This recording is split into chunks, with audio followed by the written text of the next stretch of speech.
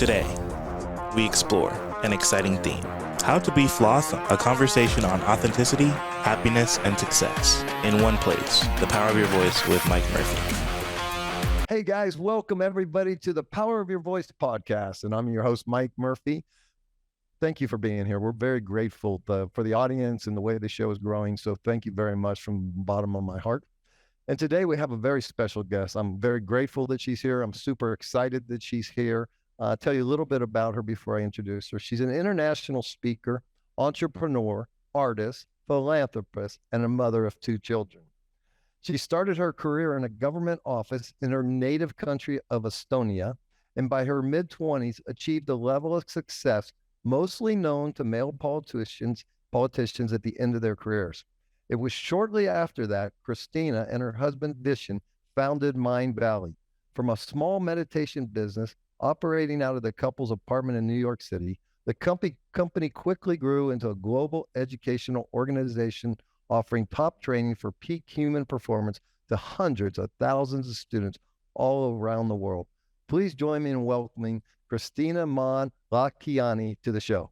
Welcome, Kristina. Thank you, Mike, for having me. It's a pleasure. Thank you so much for being here. So before we start talking about your amazing book that comes out June 13th, I have a few questions for you. First off, I know you've already produced some online courses. It's extremely powerful that people can get at Mindvalley, I assume. And you've been in this world of personal development around authors for a long time now.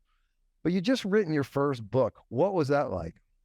That was a very enjoyable process, to be honest. I actually started in personal growth 20 years ago, and I started as an entrepreneur, and I did a lot of marketing for many years.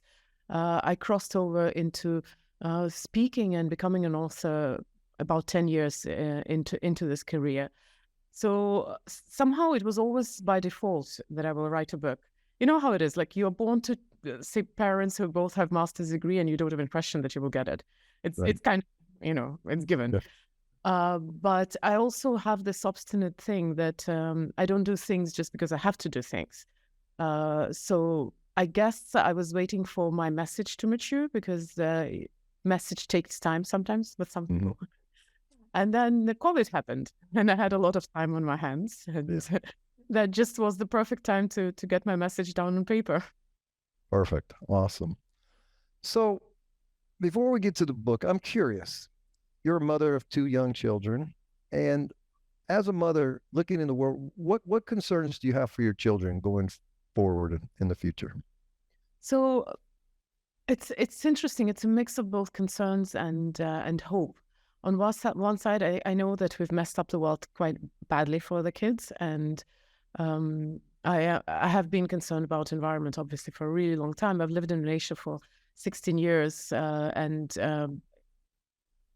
unfortunately, that part of the world is incredibly polluted, both on the land and in the sea and in the air. But also, when last year the war started on the borders of my own country, Estonia, and of course, my own country is just maybe in fear, but it's the one in the middle of Europe in the 21st century. I remember being intensely scared if this world will even last. So that's on one side. On the other side, when I see my kids and when we watch with them, for example, older movies, and I start explaining things, how they used to be and how it's not okay nowadays, they look at me and they're like, Mom, obviously, why do you need to? It's so strange you would even talk about that. So I have huge hope that they are a very different generation, and a lot of struggles that we had, they're just not going to. Yeah, interesting. You're also an entrepreneur and you built a great company. As an entrepreneur, what concerns do you have in the financial world going forward? As you look forward, are you guys making changes? What do you think? What do you see? How do you look at the world that way? I'm actually a passion entrepreneur, and I've never considered myself this, this type of entrepreneur who's constantly plugged in and is interested in everything new. I mean, I'm aware that there's AI, but I haven't even played with it personally. It just hasn't been in the orbit of my interests. I do investments, and I'm not very savvy investor, but I always try to invest in things which I think make the world a better place, with the logic that, if it doesn't shoot for the stars, at least it's making the world a better place. And I just think that if you do what is necessary, then you know what? I'll give a little bit illustration. There was years ago this meme on internet with two diggers, and it was cross section. You could see two tunnels and two diggers going towards diamonds, and one of them turns back right before he hits the diamonds, and the other one keeps going. And of course, the cliche above the meme that says, you have to keep digging. But the truth is that when you are in that deep, dark tunnel in your real life, you sometimes wonder if you're being persistent or if you're being just pig-headed idiot. Yeah. So, and there's no guarantee. I've been in business for 20 years. And while I say I don't consider myself incredibly savvy, but I mean, it's a long time in business. Yes. I know one thing, and I've done business in Russia, in Russian market. So you can imagine what I've survived. Yes. Wars and upheavals, which are not even known to the Western world. But I know one thing: the only way to last through the deep dark tunnel, whether you are pig-headed or persistent, is to have meaning or find meaning in digging. Not in diamonds, but in digging. Yeah. If that process has meaning for you, then everything else is just going to fall into place sooner or later. Yeah. What I'm hearing you saying is the purpose in the journey, not the outcome. Yes. Definitely. The higher the purpose, and the more we can enjoy the journey, the outcome's going to show up. It will. And if it won't, at least you won't waste your life. Yeah. Yeah. One last question before we get to the book. As a human being, looking out in the world at humanity, the condition, what are your concerns there? I think my concern is that we don't grow up fast enough, because it's like, if you look at two kids being naughty, you kind of understand why they're doing what they're doing, but you're also worried that they may hurt themselves. So that's how I feel. I actually think that we are of worse opinion about humanity than humanity really is. But also the hurt makes us do silly stuff. Yeah. Let's get to the book. One thing, as I mentioned you right before we started here, we had a couple minutes to chat, and I applauded you for going so deep. You could just, in reviewing the content that I have, and I bought the book today on Amazon, by the way. I encourage everybody to buy the book. I think it's going to be an amazing book. And I think the audience is broad and wide. Anybody that wants a better life is going to benefit from this. And more importantly, the authenticity and the self-honesty and the self-reflection that Kristina writes about is super powerful, because that's what I think the world needs. I think the world needs more integrity. I think we've lost our soul because we're chasing stuff that doesn't serve our highest purpose, and we need to get authentic and honest with ourselves. So I'm super excited about writing the book. You went through an interesting experience a few years ago that many people have gone through, myself included. But you called uncoupling as opposed to divorce, a conscious uncoupling. So can you explain that a little bit? Because I love it. I mean, as a guy that went divorce, I was willing to get uncoupled, and the other person wasn't. So it takes two to uncouple in a good way, right? Tell us about that.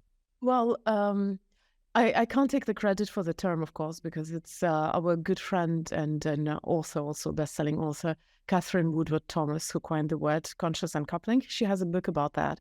And she does provide the steps for uncoupling for one side only, if the other side is unwilling or for any other reason they can't take part in that. I actually very often call it divorce what it is. And I know there are a lot of wonderful divorces as well, where people actually stay friends. It's a process, it's a journey, The thing is that we as a society, we think that divorce is the end of a relationship, Right. But the relationship is forever there. The question is, does it stay healthy and fulfilling, or does it become really damaging and, well, I don't like this word, but toxic, really? Right. So the relationship is forever there. You've had it. Even if you cut it off and you disappear and you pretend that you've never known the person, it's there. So in our case, we have so much in common. We have business together, we have children together, we have families who still are close. So it's just the intention to stay to stay in as healthy a relationship as can be. So our relationship evolved. That's all.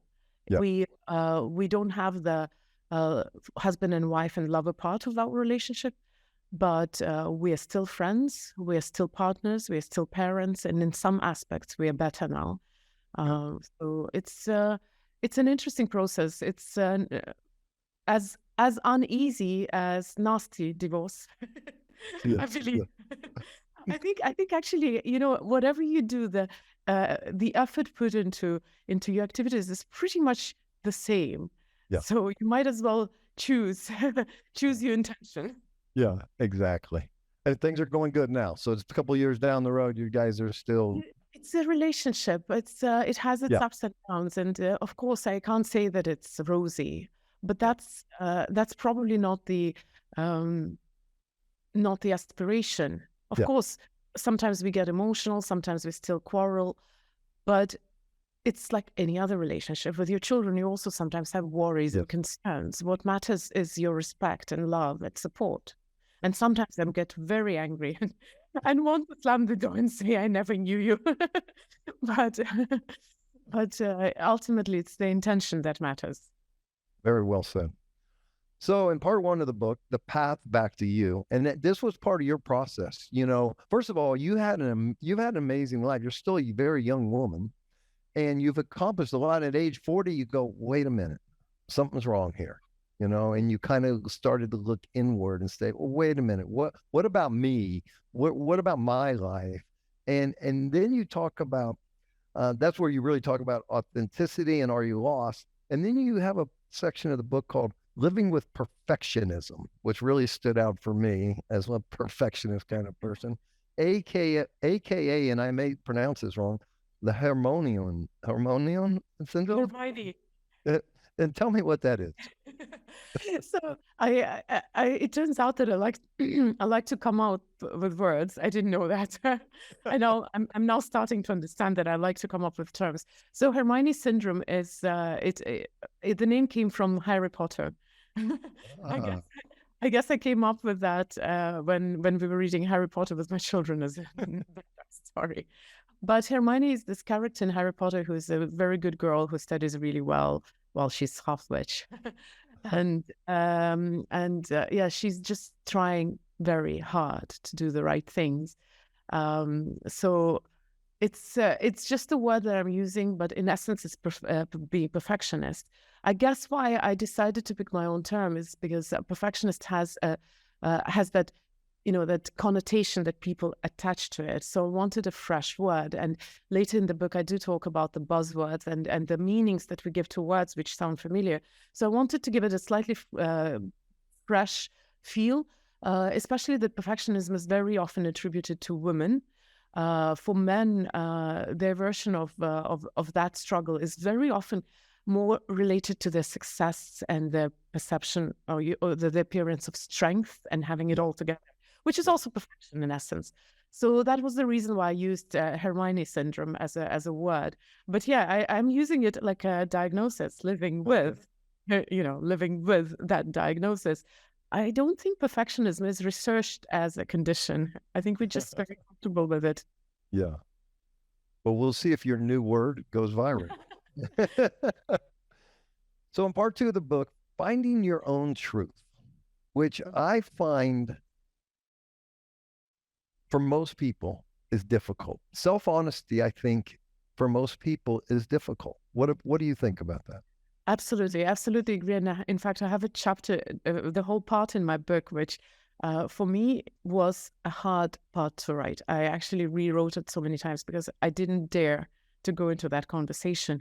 And the point that I'm trying to make is that truth is a very relative phenomenon. And I know a lot of people don't like me saying that, especially that we have this whole, moral and ethical baggage attached to the word truth.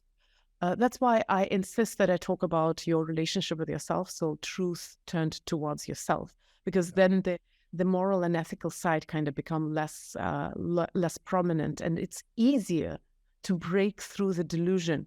One thing what I've noticed, I've been speaking about some aspects that I cover in the book for so many years. So I do like to ask people how authentic they are, how they true to themselves, but mostly how authentic. It's very interesting. People do consider themselves really honest, truthful, authentic. And it's not surprising, but what I've also noticed, that usually the people who completely deny the possibility that maybe they're lying to themselves are the ones who are the most delusional, and I almost feel like catching them in the act. But of course, it's really hard to talk to someone if they, if they, I mean, it's not they. I mean, if we have different points of view, obviously it's going to be hard to talk. Right. My point of view is one, their point of view is another. But I guess what I'm trying to say is that if you want to talk about honesty, let's start with lying. Yeah. That's literally what it is about. Unless we are clear about how often do we trick ourselves, how much do we lie to ourselves, how much our brain actually tricks us, it's really hard to start talking about honesty. And then truth is not interchangeable with honesty, but our version of truth is more often than not just a subjective point of view. Yes. For example, you grew up in Soviet Union. I grew up in America. We have different programming.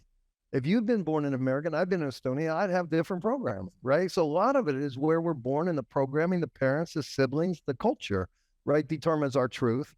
But we still need to question it. We need to question everything. You know, I'm sure you're familiar with the book, The Four Agreements, right? One of the agreements is being impeccable with your word. And I thought, okay, I'm pretty honest. And then I went to a 2-week school to work with Byron Katie. And I witnessed someone being impeccable with their word 12 hours a day for 2 weeks. And then I got it. There's one thing about being honest. There's another thing about being impeccable with your word. And when you're impeccable with your word, you can no longer lie to yourself. And you catch yourself in so many white lies that you're always telling people, right? And it's kind of fun in the beginning. And you realize, whoa, man, there's something here. Yeah. So finding your truth, being authentic. And then I noticed one word that you used that my late wife would say to me. She said it to me at least 10,000 times before she passed away. And she'd say, Mike, you need to be vulnerable. Now, for a guy, I didn't have a clue what she was talking about. I became vulnerable when she died. Then I finally understood what this woman was trying to teach me, but she had to die for me to finally get it. What does being vulnerable mean from your perspective? Well, I don't talk about vulnerability a lot. In fact, I wonder why I even put it in the book, but I guess I just wanted to vent myself a little bit. I actually do not think that vulnerability is necessary for authenticity. It is, research says that it is necessary for you to make strong connections, but imagine if you are an incredibly, intensely reserved person, then I would say that your authenticity is not in being vulnerable. We all become vulnerable at one point or another. It is part of life. We should be comfortable with that. I agree with that completely. But I also don't think that we should demand it from people around us. Yeah. The degree to which we demand it right now. Also, I think that currently, because this word has become so popular and so thrown around left and right, we started distorting the word, the meaning of the word. And very often we don't recognize when people are being truly vulnerable. And we insist that there is one type of vulnerability. I talk about this word in just one chapter, straight after I talk about authenticity, I believe, just because I guess I had it on my heart, and I needed to. A lot of the parts in my book is actually cry for help. Guys, let's talk. I can relate to that for sure. So I think for me, you know, when she was saying that to me all the time, you got to learn to be vulnerable. I think it was in terms of my feelings, being able to be, as a man especially, being able to say, oh yeah, this is what I'm feeling. Because we always want to live in our head, you know, but when I started living in my heart, that's real vulnerability, because feelings, you know, you can call me a jerk, okay, and mentally I may, but how do I feel? You know, in the brain is one way, in the mind you don't feel in the mind. The mind is used to manipulate, lie, be inauthentic or authentic. It's kind of this seat of judgment, where when I move to my heart, I really understand vulnerability means, hey, you could get hurt, but feelings aren't going to kill you. It's okay to experience that vulnerability and that feeling. Does that kind of make sense? Well, it's your definition of vulnerability because you are uncomfortable with feelings. Now, if we take Brené Brown, who is the queen of vulnerability of our day, her definition of vulnerability is making an act, courageous act. So being brave in the face of uncertainty. Now, in your case, if you face your emotions, since you are not used to that, it makes it uncertain, and that makes you vulnerable. Yeah. For a person who is very comfortable with their emotions, facing their emotions has nothing to do with vulnerability. It's their comfort zone. For them, maybe being in an intensely logical environment would be an act of vulnerability. Yeah. So it's really important, I think, and that's one of the curses of our contemporary society, is that we are so, our attention span is so short nowadays, and we keep training it, that we stop seeing deeper into the essence of things. And one of the veiled messages of my book is that we really need to learn to see beyond the surface, because it's so tempting to be on the surface. And we keep hearing it everywhere, TikToks, Reels, news snippets, everything is surface. The only way to navigate the world is actually see the essence beyond the surface, because a lot of the, I'm bilingual by birth, and I've read that people who are born bilingual, they understand as a child from a very early age that there is a phenomenon, and depending on the system in which you operate, that phenomenon may have very different labels. A very simple example would be that this glass in English, Russian, Estonian, Spanish, whichever language, would have a very different label. And that's, when you start seeing the phenomenon, the essence rather than the labels, then you will not get distracted by things which are thrown at you as vulnerability or authenticity or whatever it is, or perfection is. You will see it for what it is. So what I heard you just say is by being born bilingual. No, but being born like bilingual, you have more of an open mind. There's a lot of research that says that bilingual kids, by birth, bilingual or trilingual kids, they take less biased decisions, apparently. But then the research is also questionable, depending on, sometimes it depends on the language in which they're taking. Actually, your language in which you operate can also influence your cognitive abilities. So Yep. yeah, it's an interesting study. Yes. Now, in Estonia, was your primary language Russian? For those who don't know the history of Soviet Union, it is an incredibly painful experience for people who are not from Russia to belong to Russia. But it just happened so that my mom spoke Russian, although she's Polish from Belarus. Okay. And my dad spoke Estonian to me, and his family spoke Estonian to me. I live in Estonia, so I speak Estonian to my children. But I was born with these two, yes, Estonian And then Russian. there's also the other language, because I remember being in Kiev around 2012, and they were fighting over whether they should speak Ukrainian or Russian. So that whole area, kind of that whole Soviet Union, you have these issues, right? I wouldn't go into this discussion because I'm obviously passionate about that. Estonia had suffered a lot from being part of Soviet Union. Yes, Ukrainians refuse to speak Russian right now for obvious reasons. But to make things a little bit more exciting, I must tell you that Estonian is not an Indo-European language. It's not related to Russian. English is more related to Russian. Oh, really? And where did the Estonian language come from? It's Altai-Uralic language. It's related to, well, obviously in Europe it's Finnish and Hungarian, but in a wider world, Korean, Japanese. Wow. Yeah. What a history. Huh? Yeah. Oh, cool. Well, people have been moving around Yeah. years. And they still are.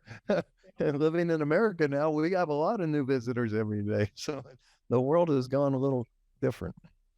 I got to ask you about this because I'm in personal development. I'm an author, and you talk about the dark, controversial side of personal growth and the insecurities that thrive on it. Please tell me.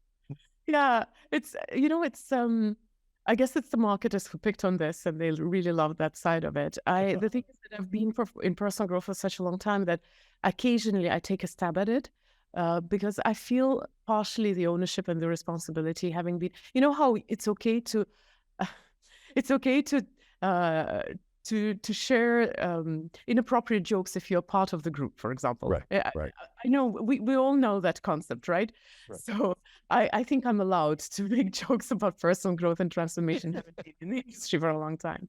But I just want to say that it's like any other industry out there.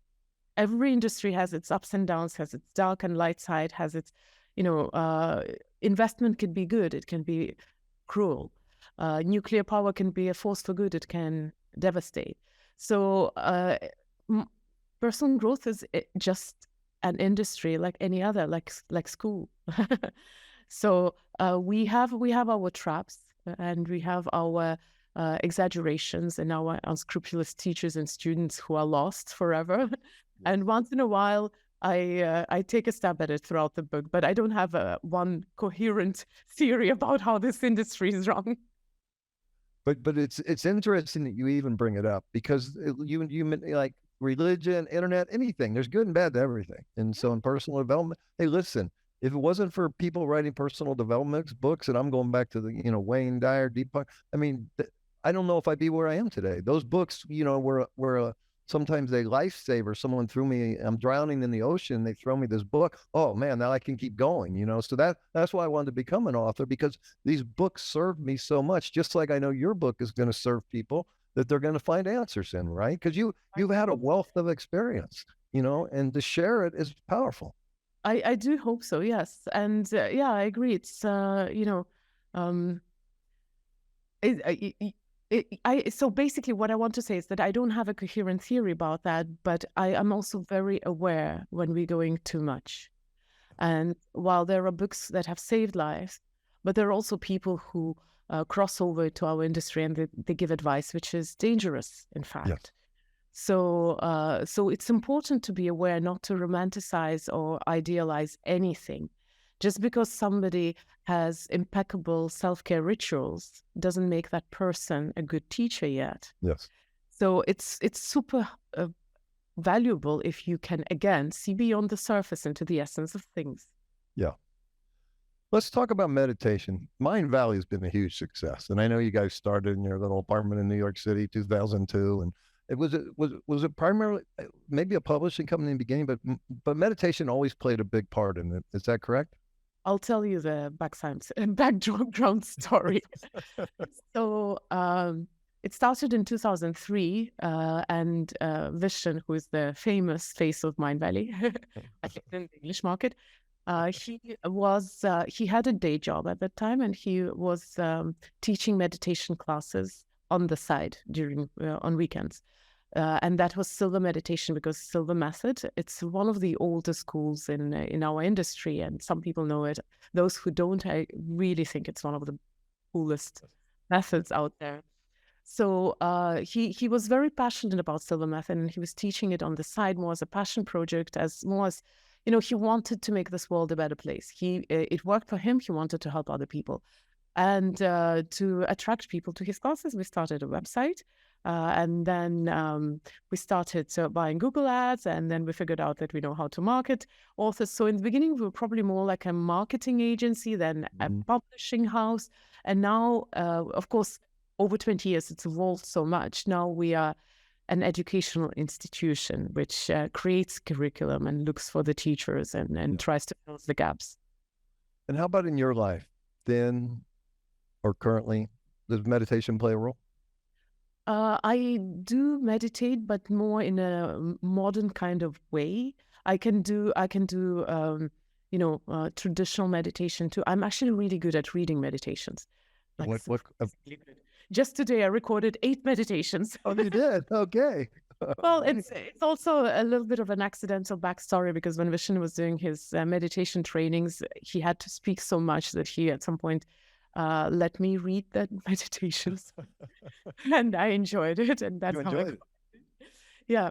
So I do meditations, but I use the more dynamic contemporary approach, as in I'd rather use the benefits of meditation in an everyday life. It's, how to say, comparison, a very funny comparison would be, you need to take a shower every day, but also you should wash your hands every once in a while and not, try to dig in the mud. So that's my approach. Of course, when I absolutely need like revival, I would go for a longer stretch of meditation, but on a daily basis, I use it like more applicably to everyday life questions. Gotcha. I just spent a week at a Dr. Joe Dispenza meditation, and so I'm really fond of these guided meditations right now. And then I, like you, not as advanced as you, but I've started recording some of my own, and it's quite enjoyable. You know, Oh yeah, I really love it. You know, and we're building a healing center here in Medellin, Colombia, and so that's why I want to have walking meditations. We have 20 acres. I want people to be able to go outside. Yeah. I really support all new styles of meditation, because I think it makes meditation so much more practical. Yeah. Many people, it's so hard to just sit and be, to be separated from their life. But in essence, meditation is being able to focus your mind on something, and to being in the present moment. So I think walking meditation is a beautiful concept.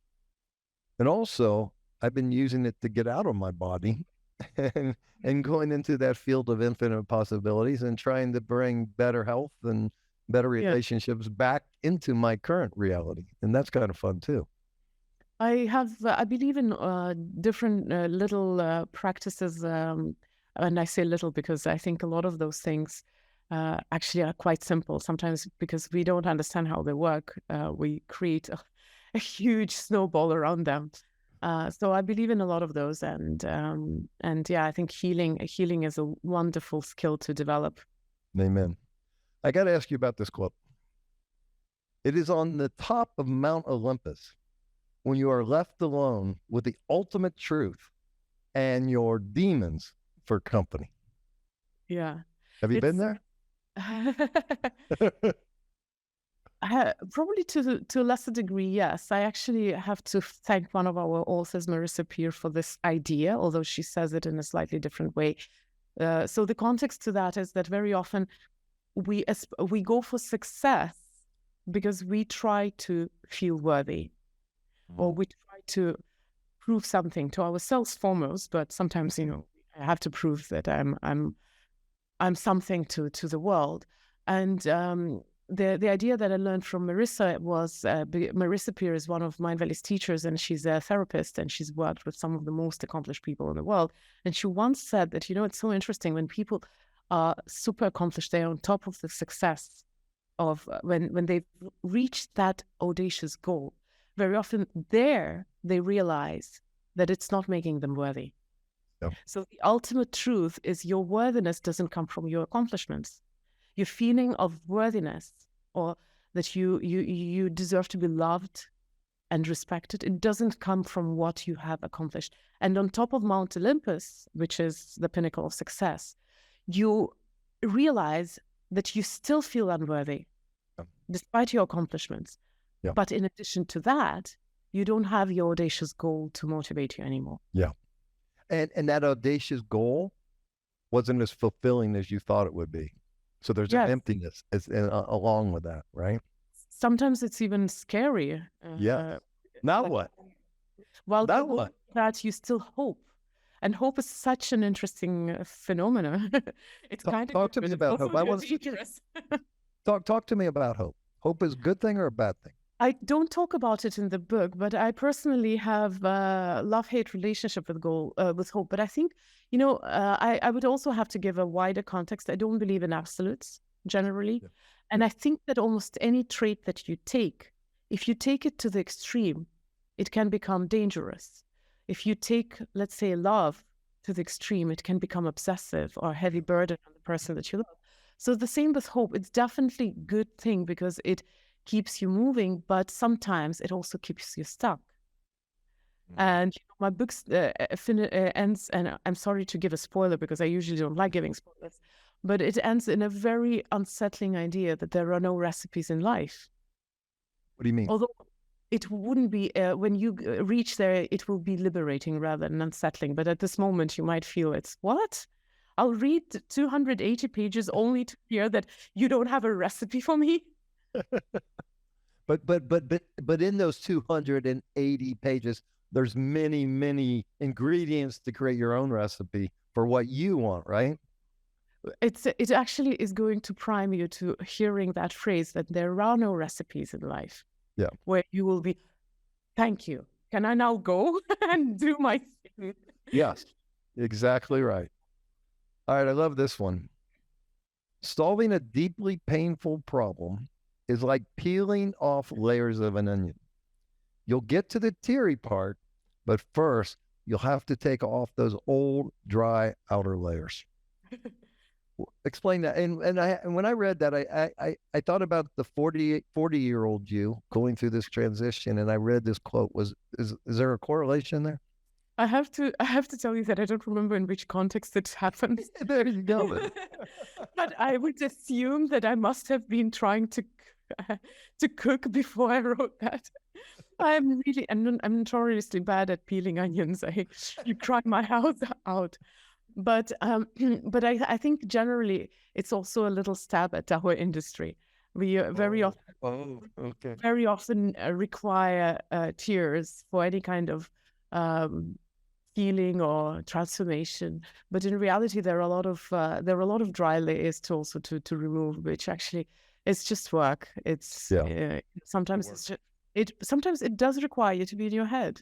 Yeah. So it's like an onion, it's not all tears. Well, it's not. I mean, I love that analogy though. All right, here we go. Change is not a natural consequence of pain. It is a sign of healing. And what I find interesting, and I want you to elaborate on that, but I find that most people don't want change in their life, and that's the only constant. The only thing you can count on is every day there's going to be a million changes. Just in your body alone, you have billions of cells dying, billions of cells. So change is the constant. But when you say change is not a natural consequence of pain, it's a sign of healing, what do you mean? Yeah. So I now use this quote with a slightly more qualifying word, as in transformation. Because in the book, it's clear what I talk about, but actually I talk about transformation and change in that aspect, because people who come to personal growth, they come for change, for transformation. They want to be a better person, to live a better life, solve some of their problems. And there is this interesting idea, which a lot of people subscribe to, that what doesn't kill you makes you stronger. Yeah. But that's not true, unfortunately.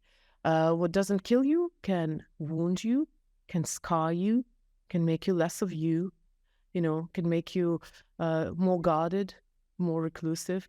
So there are a lot of different scenarios what can happen when you experience a traumatic experience, or let's say emotionally intense experience. And if what didn't kill you made you stronger, we would be surrounded by wonderful people. But the reality is that very often, hurt creates monsters. Yeah. Unfortunately. So that quote is actually about the idea that for transformation, you need two ingredients. You need knowledge and you need experience. Actually, three ingredients. You need a supportive system. But ultimately, if you are experiencing transformation, it's not a natural consequence of your wounding. It usually only happens when you are actually healing. Mm-hmm. Healing is required for transformation. Mm-hmm. Otherwise, it can be scarring. Yeah, powerful. I want to tell you about our healing center here in Medellin. It's called Mountains of Hope. And the tagline is a place for healing and transformation that lasts. Because I find, people go to 6 days a Date with Destiny with Tony Robbins. They go to 2 weeks with Byron Katie. They sign up for Mindvalley and they do all this and this, but it never sticks. So I want to create a place where we lay down new neural pathways. We clean up the emotional wounds of their heart, and we detox their physical body, detox their belief system, detox these emotional wounds that are serving them well. And the transformation sticks. Because transformation, it doesn't last. What is it? It's just a fleeting moment of change. Well, I would suspect, since I've seen people who are addicted to trainings and personal growth. Yes. There are different ways. Personal growth and transformation can be your lifestyle, But there is, as in any industry, there's the shadow side of it. When people keep themselves busy with all those trainings because there is a wound that they're not ready to heal. So rather than dealing with this one thorn, they would keep themselves busy with something else because that makes you feel better. So what I would suggest that person might need is a little bit of courage and honesty with themselves. So I'm sorry, I hope you forgive me for a very gruesome example, but I call it that pile of dung. But imagine this immaculately cleaned living room with a huge pile, stinking pile in the middle of it. No matter how spanking clean you make the room, unless you take the shovel and take that pile out, no amount of cleaning is going to solve it. And that's a problem of a lot of people who get addicted to trainings, is that they're willing to clean everything, just not touch this one thing. And what would be the motivation if you were talking to someone like that to get them to touch that one thing? What would you say? Oh, I wouldn't try to influence. It's their mess. They got to pick it up and clean it up. It's again, my answer out of context might be misunderstood, but I will say it and you will be like, what? I'm not in business of fixing people. My business, a lot of teachers in my business do fix people, but I'm not in that business personally. I don't believe in inflicting good on other people. I believe that people have the right to their journey. And if people are not ready to touch that pile, if they're not ready to even face that they have it, then I guess their journey takes them somewhere else at this point. Of course, you might say, but don't you want to make this world a better place? Yes, for those who have that question. If somebody picks up my book, that means that question is somewhere there. Usually, what I believe is that people have the answers. They're just sometimes scared of the answers. They're scared to listen to themselves, and sometimes they don't trust themselves. But usually, if you have the question, it's because you already have the answer inside. The question comes when the answer comes inside. So I'm willing to help people who come with their questions, who wondering, who stumble upon this book. But I'm not going to ever touch anyone and tell them how to live. Perfect. Unless they ask me. When you were just speaking right now, I was reminded of one thing that really helped me to become a better father. And when I was struggling raising my kids, and then I was going, well, when I was growing up, I didn't care what my parents said. I didn't care what they thought. I didn't care what they did. So what I realized in that is I was my own soul on my own journey. Therefore, my kids are their own soul on their own journey, and I need to let them take it. Okay. And it just made parenting a million times easier for me. And two, I'm thinking it made me a better parent to say, okay, listen, I'm here for you. All you got to do is ask. I'm here but I'm not stepping in the middle of this unless you need me or want me. Once they're adults, is what I'm trying to say. Yeah, I believe this is the right approach to parenting. And very often why we want to meddle with our children is because that makes us feel better. Yes. It's so painful to see the person that you love do the things that you didn't agree with. Yeah. And it's so painful to take a step back and let them live their life without meddling with it. And then remind them that the best thing I can do for you is just be here for you no matter what, whenever you need it, whenever you like it. Yeah. With an open heart full of love. And that's all we can do as parents. Okay, I love this one. Self-care is about surviving. Self-care is about surviving. Get this one, ladies and gentlemen. Self-care is about surviving, while self-love is about thriving. Yeah. So since we are on the topic of children, I'll make another illustration because I think illustrations make it easier to understand. So picture that proverbial rich kid born to a very affluent family. They have everything they need. Clothes, food, good school, nannies, everything, except their parents' love and attention or presence. Their parents are just too busy. So any sane person would understand that a child like that will be very well taken care of, but will not grow up into a happy, fulfilled child because they're lacking love. Now, love is not an act of service. Yes, there are 5 languages of love, but in essence, love is a relationship. And self-care is ritualistic in nature. It's about, maintaining or taking care of your body, of your soul, of your mind. But relationship with yourself is not ritualistic. So ritualistic means that you need some time, you need some practices, you need to do something. And it's kind of easy. It's understandable. You can do, you can meditate longer, go on a walk, eat healthier, do yoga. A relationship is not tangible usually. Mm-hmm. Now, in a relationship with other people, we understand that for a relationship to thrive, we need to be present, we need to be compassionate, we need to be committed. We need to be a lot of things which are not tangible. Yeah. That's why I talk about self-love and self-care as 2 different things, because very often it's so tempting. Another dark side of our industry, it's so tempting to busy yourself with self-care because this is tangible, understandable, ritualistic. Put more time, put more effort into it. But that doesn't guarantee more love. It's like with that rich child. Give the child better school, better food, more gifts. Right. That doesn't make the child feel more loved. Right. So when it comes to self-love, what are some examples of you giving yourself love? I don't, it's like, since you have children, you will understand. Do you give them love? Sometimes you give them a hug and a kiss, right? You give them your presence. Yeah. You spend time with them because you like to spend time with them. And your attention and your unconditional. The real thing about love is that unconditional love, that I love you no matter what. I'm here for you no matter what. And you screwed up, I'm still here for you. You listen when they need it. Yeah. Love is just there. That's why I'm saying it's not ritualistic. It's a relationship. This relationship, this bond just lasts. Yes, there are some dance around it.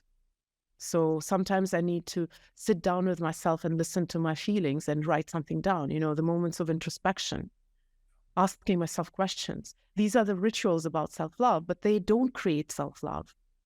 Love is a relationship. Yeah. Forever relationship. Yeah. So yeah, I can share some ways to sort out that relationship, but it's like, romantic relationships is not my topic. So maybe I'm not very good at bringing that analogy, but I'm sure that beyond, date nights and don't go to sleep while you argue. I really do not know what are the rituals of love in any relationships. It's usually about, are you willing to be present when they need it? Yeah. When they have a tantrum, are you willing to listen to them? Yeah. To understand, to let them be what they are? Mm-hmm. Yeah. So it's when you need it. And the sad thing is that, I've talked about self-love a lot. When I ask people if they love themselves, usually they're in a good state. They listen to the podcast, they come to the class. Of course, they love themselves. Usually we need love when we think that we least deserve it. Yes. Yes. I got to ask you this. One, you're amazingly beautiful woman, which most Eastern European women are extremely beautiful, as they are here in Colombia, I may add. I think Eastern Europe and Colombia are the prettiest women in the world. So I would congratulate you, but you had nothing to do with it. And so, but what I do get from you is one, you've accomplished life for a very young person. You've accomplished a great deal. You're very mature. You're very soft-spoken, but very powerful in your words. Did this come from your childhood, your parents? Where did you get this energy that defines you of so kind, bright, light in the world? Where does it come from? I think it's probably, every day of my life adds to that. When I started promoting my book, I guess I was a little different. We learned with every step that we do. I recorded programs. I had to do interviews. I had to argue with people to convince them sometimes. I've had my divorce. I've had my business divorce with a business partner before. So all those knocks, they give you some experience. But I thank you for complimenting me, particularly on being rather soft-spoken yet quite determined. Right. Because I think this is the well, the feminist in me insists that we have to redefine strength, fortitude, leadership. Yeah. We have to start seeing it for the essence and not for what we hear. Women get interrupted so much. I know that I am sometimes expected to speak louder. You know how much I get criticized for my stage presence, whereas I think I'm a wonderful teacher, but I don't do what people think I should do. Let me ask you this, because I watched some of your stage presence talks this morning, and that person there is different than this person here. That must be all the stage talks. Oh, maybe it is. Maybe it is. Okay. And also the format is different. We have to adjust to our format, right? We are speaking just you and me, and our energies usually dance a little bit. Now, when you're on stage, there's a bigger audience, bigger space. So you speak. But what I say is that I'm not your traditional speaker. I won't do some things and refuse to do them. And I think it's time that we as a society start defining people for their essence. Start seeing people for their essence and not for their attitude. Yes. That's the problem. I try to, when I walk around, I try to see people's heart and soul, not how much money they got, not what they've done in the world. What is your essence? And most people don't even know where their essence is or what it is. They're so in the head chasing stuff that will never serve them and so lost. And when you bring up that, it's like, wow, it just resonates in my heart and my soul. It's our essence is what is that defines us. And that's eternal, by the way. Yeah. And that's the easiest part to connect with. And I do hope that our children grow up in the world where we will not take people just from the surface. Yes. And I think that is changing. I do think that is. I think these new kids are being born with more of a consciousness. If you look, for example, at social media, very often an influencer with a huge following will say something trite and would get applauded, right? Yeah. Or something maybe not even that wise and sometimes even dangerous. Yeah. Or let's say you go on stage and if you don't do the dance that is... I've been in my industry for such a long time. I know the dance stage. I know what you're supposed to do. But if you don't do that, people are puzzled. They don't know how to take you. Right. You come on stage and say, yes or yes. Yes. Right. You're right. And people are, amazing speaker. Like, do you hear the message? Yeah. Or do you just feel good because the vibration is... Yeah. Or the music they're playing. Sorry. The old jaded personal growth shark has spoken. Well, I think also because you're from Eastern European, you have a different approach to, and you've been teaching this stuff in Russia. And what was that like? They also suffer from the same malady. They judge by the looks. Okay, so human problems are human problems. All right, well, similar. To the audience out there, you imagine you feel the same way I do. I wish I had more time with this beautiful woman to go deeper and deeper into this. So I want to, first of all, before I say goodbye to you, how can people... I'll let you talk about where they can find your book, when it comes out, where they can find you on Instagram and all that. So go ahead and tell the audience about the book, where they can find it, and about you, where they can follow you. So the book is going to be on the 13th of June, is going to be all over the bookshops in the whole US, UK, and Australia. But you can find me everywhere. Kristina Mand is my handle everywhere. Or KristinaMand.com, and it's spelled in an Estonian way, KRISTINAMAND. Spelling is still such a mysterious job for me. We don't spell like this in other languages. Only in English, huh? Yeah. I think the English are a problem. Okay, so I just want to thank you from the bottom of my heart. I've enjoyed this immensely. I can't wait. I've ordered the book, by the way, and I hope everybody else will too. Can't wait to get it and read it. It's been a joy and a pleasure, and thank you so much. Thank you so much for having me. It was really a pleasure. All right, guys, go out there, order. I love the title as well, Becoming Flawesome. What does that mean? You may have a flaw or two, but after you read this, you're just going to be awesome. No more Flawesome. And notes on what it takes to live authentically. And I don't think there's anything more powerful than that. So stay tuned. Coming up next is the Mountains of Hope segment and the Power of Your Voice with Mike Murphy, and we'll be right back. Discover a new you at Mountains of Hope, the ultimate wellness retreat.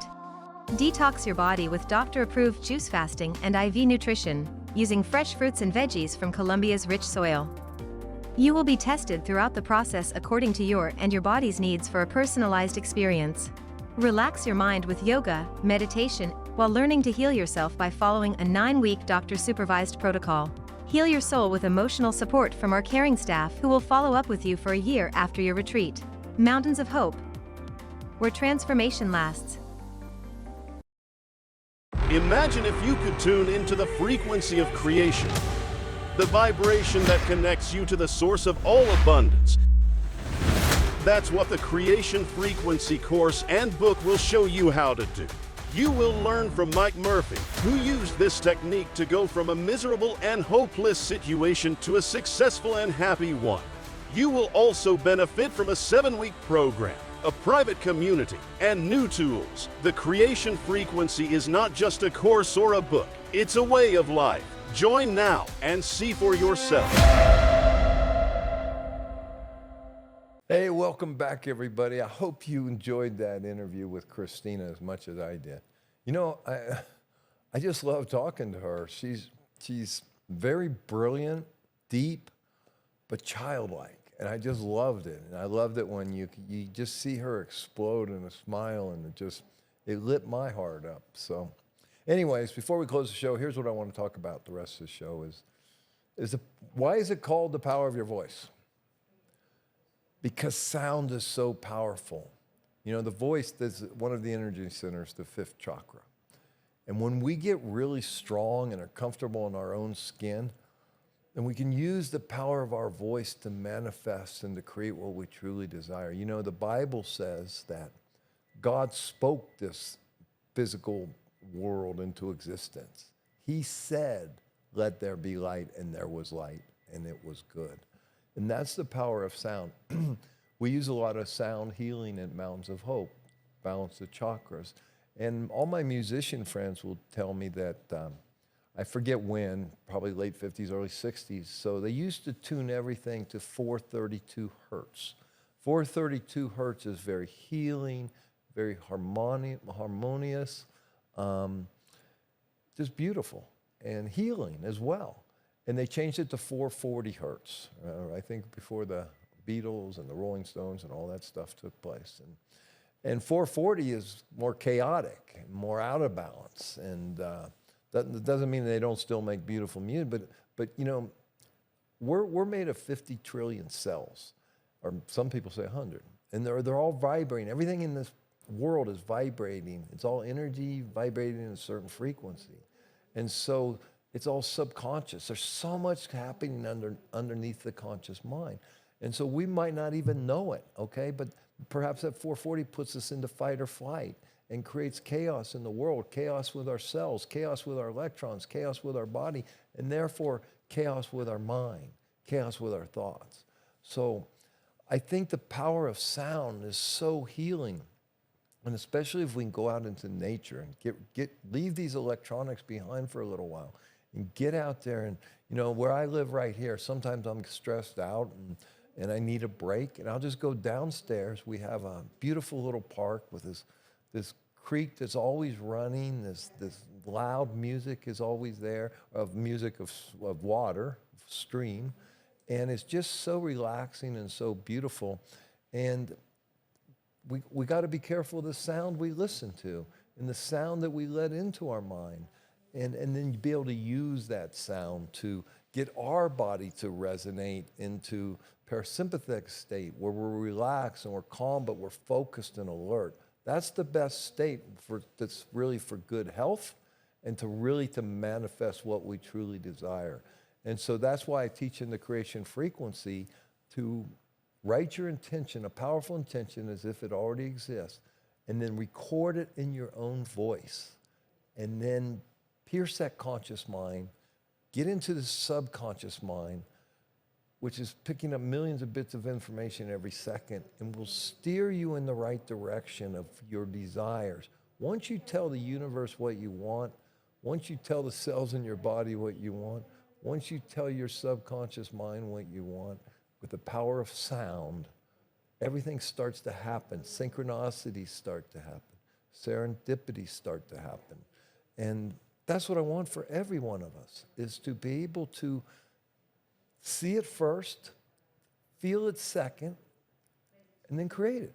Because we're powerful creators, and we're here to create.